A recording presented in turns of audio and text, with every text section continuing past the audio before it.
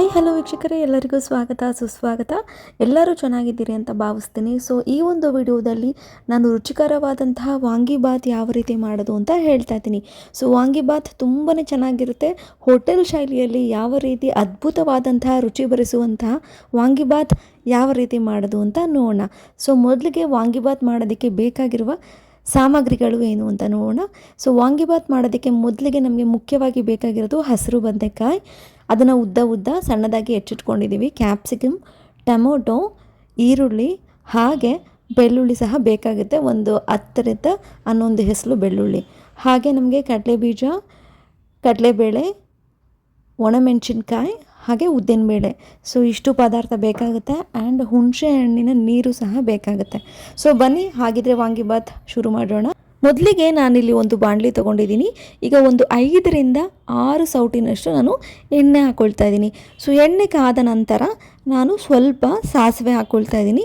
ಸಾಸಿವೆ ಇನ್ನೇನು ಸಿಡಿಯೋಕ್ಕೆ ಸ್ಟಾರ್ಟ್ ಆಗ್ತಾ ಇದೆ ಅಂತ ಅಂದಾಗ ನೀವು ಸ್ವಲ್ಪ ಕರಿಬೇವಿನ ಸೊಪ್ಪನ್ನು ಹಾಕ್ಕೊಳ್ತಾ ಇದ್ದೀನಿ. ಕರಿಬೇವಿನ ಸೊಪ್ಪು ಹಾಕ್ಕೊಂಡ್ರೆ ಅದು ಪರಿಮಳನೇ ಒಂದು ರೀತಿ ಚೆನ್ನಾಗಿರುತ್ತೆ. ಈಗ ಒಂದು 5ರಿಂದ 6 ಬ್ಯಾಡಗಿ ಮೆಣಸಿನ್ಕಾಯಿ ಹಾಕ್ಕೊಳ್ತಾ ಇದ್ದೀನಿ. ಈಗ ಸ್ವಲ್ಪ ಕಡಲೆಬೇಳೆ, ಸ್ವಲ್ಪ ಉದ್ದಿನಬೇಳೆ ಹಾಗೆ ಸ್ವಲ್ಪ ಕಡಲೆಬೀಜ. ಅಂದರೆ ನಿಮ್ಮ ಮನೆಯಲ್ಲಿ ಕಡಲೆಬೀಜ ತಿನ್ನೋರು ತುಂಬ ಇಷ್ಟಪಡ್ತಾರೆ ಅಂತಂದರೆ ನೀವು ಕಡಲೆಬೀಜನ ಸ್ವಲ್ಪ ಜಾಸ್ತಿ ಹಾಕ್ಕೊಳ್ಬಹುದು. ಸೊ ಇಷ್ಟು ಹಾಕ್ಕೊಂಡು ನೀಟಾಗಿ ನಾವು ಮೀಡಿಯಮ್ ಫ್ಲೇಮಲ್ಲಿ ನೀಟಾಗಿ ಫ್ರೈ ಮಾಡ್ಕೋಬೇಕಾಗುತ್ತೆ. ಈಗ ನಾನು ಒಂದು 10ರಿಂದ 12ರಷ್ಟು ಬೆಳ್ಳುಳ್ಳಿ ಹಾಕ್ಕೊಳ್ತಾ ಇದ್ದೀನಿ. ಬೆಳ್ಳುಳ್ಳಿ ಏನಕ್ಕೆ ಹಾಕ್ಕೊಳ್ತಾ ಇದ್ದೀನಿ ಅಂದರೆ ಅದರದ್ದು ಒಂದು ಪರಿಮಳ ಚೆನ್ನಾಗಿರುತ್ತೆ. ವಾಂಗಿಬಾತಲ್ಲಿ ಮಧ್ಯ ಬೆಳ್ಳುಳ್ಳಿ ಸಿಗ್ತಾ ಇದ್ದರೆ ಅದ್ರದ್ದು ರುಚಿನೇ ನೀವು ಕೇಳಬೇಕಾಗಿಲ್ಲ, ತುಂಬ ಚೆನ್ನಾಗಿರುತ್ತೆ. ಸ್ವಲ್ಪ ಜನ ಇದನ್ನು ಹಾಕ್ಕೊಳ್ಳಲ್ಲ, ಬಟ್ ನೀವು ವಾಂಗಿಬಾತ್ ಮಾಡಬೇಕಾದ್ರೆ ಬೆಳ್ಳುಳ್ಳಿ ಹಾಕ್ಕೊಂಡು ನೋಡಿ ಯಾವ ರೀತಿ ರುಚಿ ಇರುತ್ತೆ ಅಂತ. ಬಟ್ ಸ್ಕಿಪ್ ಮಾಡ್ಕೋಬಹುದು. ಸ್ವಲ್ಪ ನಾನು ಈರುಳ್ಳಿ ಸಹ ಹಾಕ್ಕೊಳ್ತಾ ಇದ್ದೀನಿ. ನೀಟಾಗಿ ಇಷ್ಟನ್ನು ನಾನು ಬಾಡಿಸ್ಕೋಬೇಕು ಎಣ್ಣೆಯಲ್ಲಿ. ನೀಟಾಗಿ ಇದು ಒಂದು ಮೀಡಿಯಮ್ ಫ್ಲೇಮ್ ಇಟ್ಕೊಂಡು ನೀಟಾಗಿ ಬಾಡಿಸ್ಕೊಳ್ಳಿ. ಅದು ನೀಟಾಗಿ ಫ್ರೈ ಆಗಲಿ. ಇದಾದ ನಂತರ ನಾನು ಹೋಟೆಲ್ ಶೈಲಿಯಲ್ಲಿ ರುಚಿ ಬರಬೇಕಂದ್ರೆ ಮೇನ್ ಇಂಗ್ರೀಡಿಯೆಂಟ್ ಅದು ಕ್ಯಾಪ್ಸಿಕಮ್. ವಾಂಗಿಬಾತ್ಗೆ ನೀವು ಕ್ಯಾಪ್ಸಿಕಮ್ ಹಾಕಿ ನಿಮಗೆ ಗೊತ್ತಾಗುತ್ತೆ ಹೋಟೆಲ್ ಶೈಲಿಯಲ್ಲಿ ಅದ್ಭುತವಾದಂತಹ ರುಚಿ ಯಾವ ರೀತಿ ಬರುತ್ತೆ, ಅದೇ ರೀತಿ ನಿಮಗೆ ವಾಂಗಿಬಾತ್ ರುಚಿ ಬರುತ್ತೆ. ಇದನ್ನು ಟ್ರೈ ಮಾಡಿ. ಹಾಗೆ ವಾಂಗಿಬಾತ್ಗೆ ಮೇಯ್ನ್ ಇಂಗ್ರೀಡಿಯೆಂಟ್ ಅಂತಂದರೆ ಹಸಿರು ಬದನೆಕಾಯಿ. ಸೊ ಹಸಿರು ಬದನೆಕಾಯಿನ ಈ ರೀತಿ ಶೇಪಲ್ಲಿ ಉದ್ದ ಸಣ್ಣದಾಗಿ ಹೆಚ್ಚಿಟ್ಕೊಂಡು ನೀಟಾಗಿ ಹಾಕ್ಕೊಂಡು ಇದನ್ನು ಮಿಕ್ಸ್ ಮಾಡ್ಕೋಬೇಕಾಗತ್ತೆ. ಎಣ್ಣೆಯಲ್ಲಿ ನೀಟಾಗಿ ಬಾಡಿಸ್ಕೋಬೇಕು. ಯಾವತ್ತೇ ಆದರೂ ನಾವು ಯಾವುದೇ ತರಕಾರಿ ಹಾಕ್ತಾ ಇದ್ದೀವಂದರೆ ಮೊದಲಿಗೆ ನಾವು ಎಣ್ಣೆಯಲ್ಲಿ ನೀಟಾಗಿ ಫ್ರೈ ಮಾಡ್ಕೋಬೇಕು. ತರಕಾರಿ ಎಷ್ಟು ಎಣ್ಣೆಯಲ್ಲಿ ನೀಟಾಗಿ ಫ್ರೈ ಆಗುತ್ತೆ ಅಷ್ಟೇ ರುಚಿ ಬರುತ್ತೆ. ಸೊ ನೀಟಾಗಿ ಇದು ಫ್ರೈ ಆಗೋದಕ್ಕೆ ಬಿಡಿ. ಈಗ ಒಂದು 2ರಿಂದ 3 ನಿಮಿಷ ಅಂದ್ಕೊಳ್ಳಿ. ಹಸಿರು ಬದನೆಕಾಯಿ ಹಾಕಿದ್ಮೇಲೆ ನೀಟಾಗಿ 2ರಿಂದ 3 ನಿಮಿಷ ಅದು ಟೈಮ್ ಕೊಡಿ ನೀಟಾಗಿ ಫ್ರೈ ಆಗೋದಕ್ಕೆ. ಸೊ ಈಗ ಇದು ಒಂದು 2ರಿಂದ 3 ನಿಮಿಷ ನಾನು ನೀಟಾಗಿ ಫ್ರೈ ಮಾಡಿಕೊಂಡ ನಂತರ ಇದಕ್ಕೆ ನಾನು ನೆಕ್ಸ್ಟು ಟೊಮೊಟೊ ಆ್ಯಡ್ ಮಾಡ್ಕೊಳ್ತಾ ಇದ್ದೀನಿ. ಟೊಮೆಟೊನ ತುಂಬ ಜನ ಸ್ಕಿಪ್ ಮಾಡ್ತಾರೆ, ಯಾಕಂದರೆ ಹುಣಸೆ ಹಣ್ಣಿನ ನೀರು ಹಾಕ್ತೀವಿ ಅಂತ. ಬಟ್ ಹುಣಸೆ ಹಣ್ಣಿನ ರುಚಿನೇ ಬೇರೆ ಇರುತ್ತೆ, ಟೊಮೆಟೊ ರುಚಿನೇ ಬೇರೆ ಇರುತ್ತೆ. ಸೊ ನಾನು ಎರಡೂ ಸಹ ಹಾಕ್ಕೊಳ್ತೀನಿ. ಟೊಮೆಟೊನ ಮಿಸ್ ಮಾಡ್ಕೋಬೇಡಿ. ವಾಂಗಿಬಾತ್ಗೆ ನೀವು ಟೊಮೊಟೊ ಸಹ ಹಾಕ್ಕೊಳ್ಳಿ. ಸೊ ಟೊಮೊಟೊನ ಹಾಕಿ ನೀಟಾಗಿ ಬಾಡಿಸ್ಕೋಬೇಕಾಗುತ್ತೆ. ಈಗ ಸ್ವಲ್ಪ ಅರಿಶಿನ ಹಾಕ್ಕೊಳ್ತಾ ಇದ್ದೀನಿ. ಸ್ವಲ್ಪ ಒಂದು 1/4 ಚಮಚದಷ್ಟು ನಾನು ಅರಿಶಿನ ಹಾಕ್ಕೊಂಡು ನೆಕ್ಸ್ಟು ರುಚಿಗೆ ತಕ್ಕಷ್ಟು ಉಪ್ಪನ್ನು ಹಾಕ್ತಾಯಿದ್ದೀನಿ. ಪುಡಿ ಉಪ್ಪಾದರೂ ಹಾಕ್ಕೊಳ್ಳಿ, ಕಲ್ಲುಪ್ಪಾದರೂ ಬಳಸಬಹುದು. ಸೊ ನಾನು ರುಚಿಗೆ ತಕ್ಕಷ್ಟು ಉಪ್ಪನ್ನು ಹಾಕ್ಕೊಂಡು ನೀಟಾಗಿ ಮಿಕ್ಸ್ ಮಾಡ್ಕೊಳ್ತೀನಿ. ಉಪ್ಪು ಹಾಕಿದ ನಂತರ ತರಕಾರಿ ನೀಟಾಗಿ ಇನ್ನೂ ಚೆನ್ನಾಗಿ ಬೇಯುತ್ತೆ. ನೋಡಿ ಬದನೆಕಾಯಿ ಆಲ್ರೆಡಿ ಬೆಂದಿದೆ ನೀಟಾಗಿ. ನೀವು ಒಂದು ಸತಿ ಸ್ಮ್ಯಾಶ್ ಮಾಡಿದ್ರೆ, ಈ ರೀತಿ ಪ್ರೆಸ್ ಮಾಡಿದ್ರೆ ಗೊತ್ತಾಗ್ಬಿಡುತ್ತೆ ಅದು ಬೆಂದಿದೆಯಾ ಇಲ್ವಾ ಅಂತ. ಈಗ ನಾನು ಸ್ವಲ್ಪ ಖಾರದ ಪುಡಿ ಹಾಕ್ಕೊಳ್ತಾ ಇದ್ದೀನಿ ರುಚಿಗೆ ತಕ್ಕಷ್ಟು ಗರಂ ಮಸಾಲ, ರುಚಿಗೆ ತಕ್ಕಷ್ಟು ಧನಿಯಾ ಪುಡಿ. ಈಗ ನಾನು MTRನ ವಾಂಗಿಬಾತ್ ಪೌಡರ್ನ ಬಳಸ್ತಾ ಇದ್ದೀನಿ. ನಾನು 2 ಪ್ಯಾಕೆಟ್ನಷ್ಟು ವಾಂಗಿಬಾತ್ ಪೌಡರ್ ಹಾಕ್ಕೊಳ್ತಾ ಇದ್ದೀನಿ. ಇದನ್ನು ಹಾಕಿ ನೀಟಾಗಿ ಆಯಿಲಲ್ಲಿ ನೀಟಾಗಿ ಫ್ರೈ ಮಾಡ್ಕೊಳ್ಳಿ. ಎಲ್ಲ ಪೌಡರ್ಗಳು ಹಾಕಿರುವಂತಹ ತರಕಾರಿಗೆ ನೀಟಾಗಿ ಹಿಡಿಬೇಕಾಗುತ್ತೆ. ಅದಕ್ಕೆ ನೀಟಾಗಿ ಮಿಕ್ಸ್ ಮಾಡ್ಕೋಬೇಕಾಗುತ್ತೆ. ಈಗ ಬೆಲ್ಲ, ಇದು ಸೀಕ್ರೆಟ್ ಇಂಗ್ರೀಡಿಯೆಂಟ್. ವಾಂಗಿಬಾತ್ ಮಾಡಬೇಕಂದ್ರೆ ಬೆಲ್ಲನ ಮಿಸ್ ಮಾಡ್ಕೋಬೇಡಿ, ಸ್ವಲ್ಪ ಅಷ್ಟೇ. ಈಗ ನಾನು ಹುಣಸೆ ಹಣ್ಣಿನ ನೀರು ಹಾಕ್ಕೊಳ್ತಾ ಇದ್ದೀನಿ.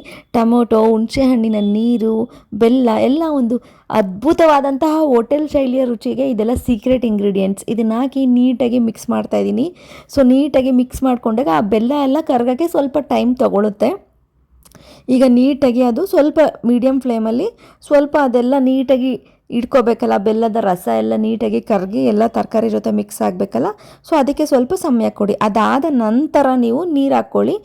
ನೀರನ್ನ ಜಾಸ್ತಿ ಹಾಕ್ಕೊಳ್ಳೋಕೆ ಹೋಗ್ಬಿಡಿ. ಒಂದು ಚಿಕ್ಕ ಬಟ್ಟಲಿನಲ್ಲಿ ನೀರನ್ನು ಹಾಕ್ಕೊಳ್ತಾ ಇದ್ದೀನಿ. ಯಾಕಂತಂದರೆ ನಾವು ಮಾಡ್ತಾ ಇರೋದು ವಾಂಗಿಬಾತ್ ಗೊಜ್ಜು ಥರ ಮಾಡ್ಕೋಬೇಕು. ಸೊ ಹಾಗಾಗಿ ನೀವು ಜಾಸ್ತಿ ನೀರು ಹಾಕ್ಕೊಂಡ್ರೆ ಅದು ಗ್ರೇವಿ ಥರ ಸಾಂಬಾರು ಥರ ಆಗಿಬಿಡುತ್ತೆ. ಹಾಗಾಗಿ ಸ್ವಲ್ಪ ನೀವು ಬೇಕಿದ್ರೆ ಸ್ಕಿಪ್ ಮಾಡಬಹುದು, ಆದರೆ ಏನಾಗ್ಬಿಡುತ್ತೆ ತಳ ಹಿಡಿದ್ಬಿಡುತ್ತೆ. ಹಾಗಾಗಿ ಸ್ವಲ್ಪ ನೀವು ನೀರು ಹಾಕ್ಕೊಂಡ್ರೆ ಸಾಕು. ಸ್ವಲ್ಪ ಒಂದು ಅರ್ಧ ಕಪ್ಪಿನಷ್ಟು ನೀರನ್ನ ಹಾಕ್ಕೊಂಡ್ರೆ ನೀಟಾಗಿ ಅದು ಬೇಯೋದಕ್ಕೆ ನಮಗೆ ಟೈಮ್ ಕೊಟ್ಟಂಗೆ ಚೆನ್ನಾಗಾಗುತ್ತೆ. ಸೊ ಹಾಗಾಗಿ ನೋಡಿ, ಎಣ್ಣೆ ಎಲ್ಲ ಮೇಲ್ಗಡೆ ತೇಲಬೇಕು. ನಾವು ಸ್ಟಾರ್ಟಿಂಗಲ್ಲಿ ಏನು ಎಣ್ಣೆ ಹಾಕ್ಕೊಂಡಿದ್ವಲ್ಲ, ಎಣ್ಣೆ ಎಲ್ಲ ಮೇಲ್ಗಡೆ ತೇಲಕ್ಕೆ ಸ್ಟಾರ್ಟ್ ಆಗ್ತಾ ಇದೆ ಅಂದರೆ ನಿಮ್ಮ ವಾಂಗಿಬಾತ್ ಹೋಟೆಲ್ ಶೈಲಿಯಲ್ಲಿ ಬರೋದಕ್ಕೆ ಸಿದ್ಧ ಆಗ್ತಾ ಇದೆ ಅಂತ, ಆ್ಯಂಡ್ ನೀಟಾಗಿ ಎಲ್ಲ ಮಸಾಲ ಪದಾರ್ಥ ಬೆಂದಿದೆ ಅಂತ ಅರ್ಥ. ನೋಡಿ ಯಾವ ರೀತಿ ಎಣ್ಣೆ ಎಲ್ಲ ಮೇಲ್ಗಡೆ ಬಂದಿತ್ತಲ್ಲ. ಸೊ ಈಗ ವಾಂಗಿಬಾತ್ ರೆಡಿಯಾಗಿದೆ. ನಾವು ಇದಕ್ಕೆ ಅನ್ನನ ಮಿಕ್ಸ್ ಮಾಡ್ಕೋಬೇಕು. ನಾನು ಅನ್ನ ಮಾಡಿಟ್ಕೊಂಡಿದ್ದೀನಿ, ನೀಟಾಗಿ ಉದ್ರ ಇರಲಿ. ಆ ಒಂದು ಅನ್ನನ ನೀಟಾಗಿ ಮಿಕ್ಸ್ ಮಾಡ್ಕೊಳ್ಬೇಕಾಗತ್ತೆ. ಸೊ ನೀಟಾಗಿ ಉದ್ರ ಇರೋದೇ ಹಾಕ್ಕೋಬೇಕು, ಇಲ್ಲಾಂದರೆ ಮುದ್ದೆ ಆಗಿಬಿಡುತ್ತೆ ಸ್ವಲ್ಪ. ಸೊ ಹಾಗಾಗಿ ಉದ್ರ ಇರೋ ಅನ್ನನ ನೀಟಾಗಿ ಹಾಕಿ ಮಿಕ್ಸ್ ಮಾಡ್ಕೊಳ್ಳಿ, ಲೈಟಾಗಿ ಹಾಕಿ ಮಿಕ್ಸ್ ಮಾಡ್ಕೊಳ್ಳಿ. ಆಗಲೇ ನಾನು ರುಚಿಗೆ ತಕ್ಕಷ್ಟು ಉಪ್ಪನ್ನು ಬೆರೆಸ್ಕೊಂಡಿದ್ದೀನಿ. ಇನ್ನೂ ಏನಾದರೂ ನಿಮಗೆ ಉಪ್ಪು ವ್ಯತ್ಯಾಸ ಆದಲ್ಲಿ ಕಡಿಮೆ ಇದೆ ಅಂದರೆ ಈಗ ನೀವು ಬೆರೆಸ್ಕೋಬಹುದು. ಸೊ ಈ ರೀತಿ ನೀಟಾಗಿ ಮಿಕ್ಸ್ ಮಾಡ್ಕೊಳ್ಳಿ. ನೀಟಾಗಿ ಮಿಕ್ಸ್ ಮಾಡಿಕೊಂಡ ನಂತರ ಇನ್ನೇನು ಇಲ್ಲ, ವಾಂಗಿಬಾತ್ ರೆಡಿಯಾಗಿದೆ. ಇದನ್ನು ನೀಟಾಗಿ ಸರ್ವ್ ಮಾಡ್ಕೊಳ್ಳಿ. ನಿಜ ನನಗಿದು ಕಲಿಸ್ತಾ ಇದ್ರೇ ನನಗೆ ತಿನ್ನಬೇಕು ಅನ್ನಿಸ್ತಾ ಇದೆ, ಅಷ್ಟು ರುಚಿಯಾಗಿದೆ. ನಾನು ಒಂದ್ಸತಿ ರುಚಿ ನೋಡಿ ನನಗೆ ತುಂಬ ಅಂದರೆ ತುಂಬ ಇಷ್ಟ ಆಗಿದೆ. ನಾನಂತೂ ತಪ್ಪದೇ ಮಾಡ್ತಾನೆ ಇರ್ತೀನಿ, ಅಷ್ಟು ಚೆನ್ನಾಗಿರುತ್ತೆ.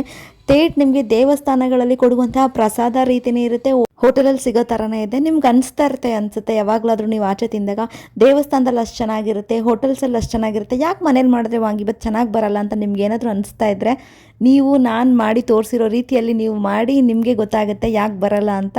ನೀವೇ ಪದೇ ಮಾಡ್ಕೊಂಡು ತಿಂತೀರಾ, ಅಷ್ಟು ಚೆನ್ನಾಗಿರುತ್ತೆ. ಇನ್ನು ಅದ್ಭುತವಾಗಿ ಇದಕ್ಕೆ ರುಚಿ ಇನ್ನೂ ಹೆಚ್ಚಾಗಬೇಕು ಅಂತಂದರೆ ನೀವು ಹಸಿರು ಚಟ್ನಿ ಮಾಡ್ಕೊಳ್ಳಿ, ತುಂಬ ಅದ್ಭುತವಾಗಿರುತ್ತೆ.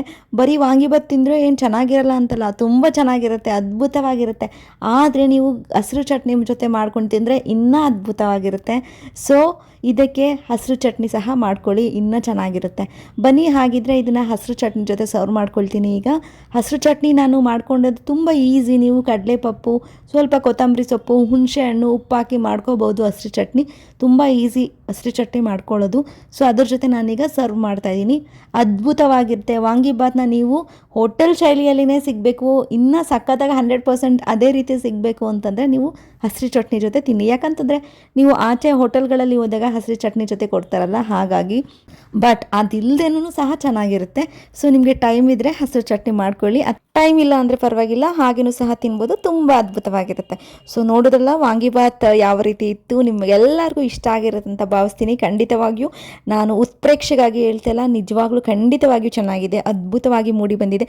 ನೀವೆಲ್ಲರೂ ಈ ರೆಸಿಪಿನ ಟ್ರೈ ಮಾಡಿ ಹೇಗೆ ಬಂತು ಅಂತ ನನಗೆ ಕಮೆಂಟ್ ಸೆಕ್ಷನಲ್ಲಿ ತಿಳಿಸಿ. ಆ್ಯಂಡ್ ಯಾರೆಲ್ಲ ನನ್ನ ಚಾನಲ್ ಫಸ್ಟ್ ಟೈಮ್ ನೋಡ್ತಾ ಇದ್ದೀರಾ ಪ್ಲೀಸ್ ಸಬ್ಸ್ಕ್ರೈಬ್ ಆಗೋದನ್ನು ಮರಿಬೇಡಿ. ಆ್ಯಂಡ್ ಯಾರೆಲ್ಲ ಆಲ್ರೆಡಿ ಸಬ್ಸ್ಕ್ರೈಬ್ ಆಗಿದ್ದೀರಾ ತುಂಬ ಧನ್ಯವಾದಗಳು. ನೀವು ಸಬ್ಸ್ಕ್ರೈಬ್ ಆದರೆ ಯಾವುದೇ ಒಂದು ಹೊಸ ವಿಡಿಯೋ ಅಪ್ಲೋಡ್ ಮಾಡಿದಾಗ ನಿಮಗೆ ನೋಟಿಫಿಕೇಷನ್ ಬರುತ್ತೆ. ಆ್ಯಂಡ್ ಹೇಗೆ ಬಂತು ಅಂತ ಕಮೆಂಟ್ ಸೆಕ್ಷನಲ್ಲಿ ತಿಳಿಸೋದನ್ನು ಮರಿಬೇಡಿ. ಧನ್ಯವಾದಗಳು ವೀಕ್ಷಕರೇ.